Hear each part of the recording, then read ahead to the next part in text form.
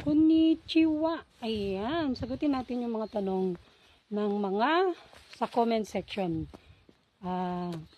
Doon sa mga nagtatanong nga pala kung saan pwedeng mag-apply na agency papunta dito sa bansang Japan.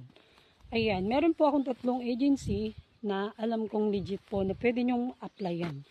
Unang-una na syempre ang Uno Agency. Hanapin nyo lamang po ang kanilang page dito sa Facebook. At syempre ang Magsaysay Agency. Hindi lamang po papuntang Japan ang pinapaalis na Magsaysay.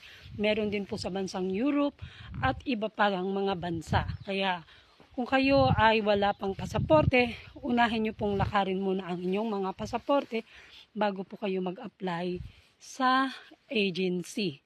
At syempre, pag kayo po ay nakapaglakad na ng inyong mga pasaporte, ayan, punta na lamang po kayo sa mga agency ng aking binanggit.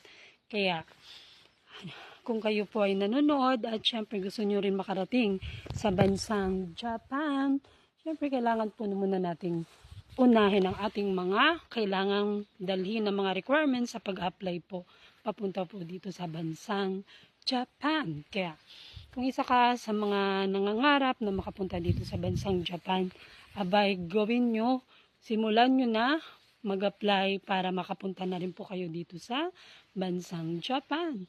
Yun lamang, kaya kung napanood mo ito at tinapos, maraming salamat. Thank you for watching. Ako nga pala si Ampalaya Queen dito sa Kagoshima, Ken, Japan.